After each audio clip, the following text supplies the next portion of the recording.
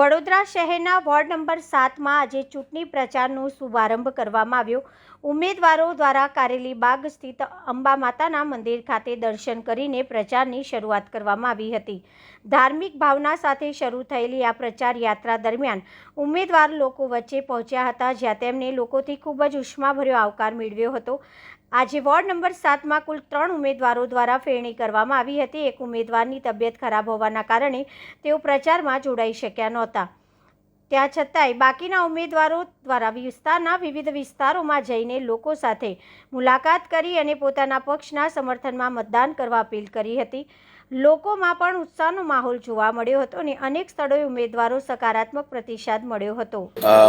આજે વડોદરા શહેરના ward number 7 વિસ્તારમાં વોર્ડ નંબર 7માં કારેલીબાગ વિસ્તારમાં આવેલ અંબાબાગ સોસાયટી અને અંબા માતાના મંદિર પાસે અંબા માતાના આશીર્વાદ લઈને અને આજે અમે ફેરણીનો શુભારંભ કર્યું છે અને લોકસંપર્ક કરી રહ્યા છે।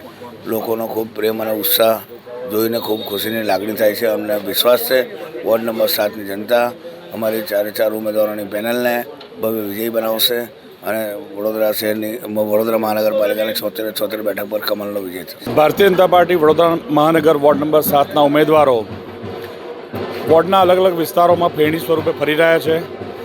આજે ખાસ કરીને અંબા માતા મંદિરથી ફરી એકવાર ફેરણીનો શુભારંભ કર્યો છે અને અંબાલાલ પાર્ક સોસાયટી હોય, નૂતન મહેશ્વરી હોય, શામળદાસ પાર્ક હોય, વિક્રમનગર હોય, અરનાથ હોય, આ પ્રકારની સોસાયટીઓમાં અમે લોકો ફેરણી સ્વરૂપે ફરવાના છે।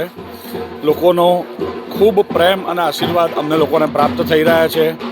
વોર્ડના સંગઠનના કાર્યકર્તાઓ સાથે અમે લોકો પાસે પહોંચી રહ્યા છે।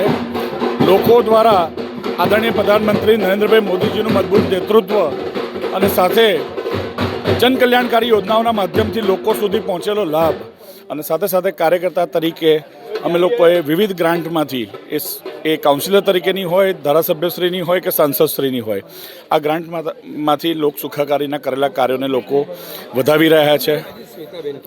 જી, શ્વેતાબેનને ગઈકાલ રાતથી થોડું તબિયત નરમ થઈ છે તાપમાં ફરવાને કારણે, સનસ્ટ્રોક જેવું, એટલે એ હમણાં થોડી વારમાં બપોરે જોડાશે। કેવું કહે કે આજે વડોદરાના ફેરણી હતી એના કારણે નહીં આવ્યા, કારણ કે પહેલેથી જ એમના બેવના વચ્ચે મતભેદ થયેલા છે, તો આજે ફેરણીમાં એ નથી આવ્યા। જી, આ પ્રકારનો કોઈ વિષય નથી। સનસ્ટ્રોક લાગવાના કારણે એમની તબિયત બગડી છે અને એટલું એકમાત્ર કારણ છે કે એ દવા લઈને, ટ્રીટમેન્ટ લઈને પછી ફેરણીમાં જોડાશે।